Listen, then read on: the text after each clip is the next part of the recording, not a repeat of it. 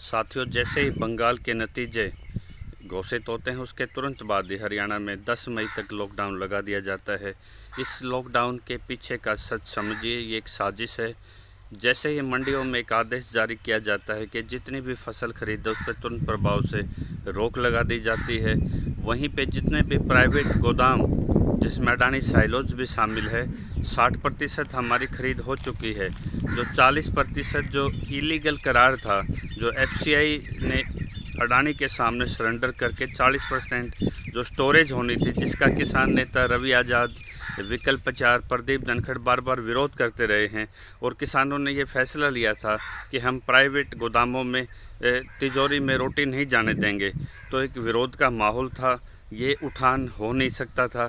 तो इसलिए आज जहां खरीद पे रोक लगाई है, वहीं पे इन वेयर हाउसों को स्टेक होल्डर के तरह इन्होंने एक फ्रंटियर कोरोना वॉरियर की तरफ से इनको एक मान्यता दी है, ताकि अब ये उठान इस कोविड लॉकडाउन की आड़ में खुले तौर पे कर सके। और जिस तरह मुख्यमंत्री की और कैबिनेट की धड़ाधड़ यात्राएं हो रही हैं, तो एक तरह से ये लाइसेंस है कि आपको घरों में कैद किया जाए और अपने प्रचार तंत्र के साथ ये डैमेज कंट्रोल करने निकलेंगे। और जितने भी मंत्री हैं, जेजेपी बीजेपी, वो फ्रीली मूवमेंट कर सकें पूरे स्टेट में, इसलिए लॉकडाउन लगाना इनके लिए ज़रूरत था। क्योंकि जैसे ही बंगाल में इनको करारी शिकस्त मिली, हार मिली, इनको मुंह की खानी पड़ी, तो सीधे उसी के तौर पे ये इंतज़ार में थे कि जैसे ही पोल का रिज़ल्ट आए और ये अपनी कूटनीति की तरह से आगे बढ़ें। तो जहाँ भी मंडियों में उठान के ऊपर आज जिस तरह से रोक है, तो ये सीधा अडानी साइलोज में आपकी मेहनत का जो पीला सोना है उसको ट्रांसफ़र करने के लिए एक लीगल लाइसेंस की तरह इन पे काम करेगा। और इसी दौरान जैसे इनकी कैबिनेट यात्राओं को ज़्यादातर लोग हमारे देश में शांति प्रिय हैं, न्याय में विश्वास रखने वाले हैं, वो लॉकडाउन का इसलिए सम्मान करेंगे कि ये कोविड महामारी के खिलाफ एक बचाव है, लेकिन उस साजिश को नहीं समझ पाएंगे।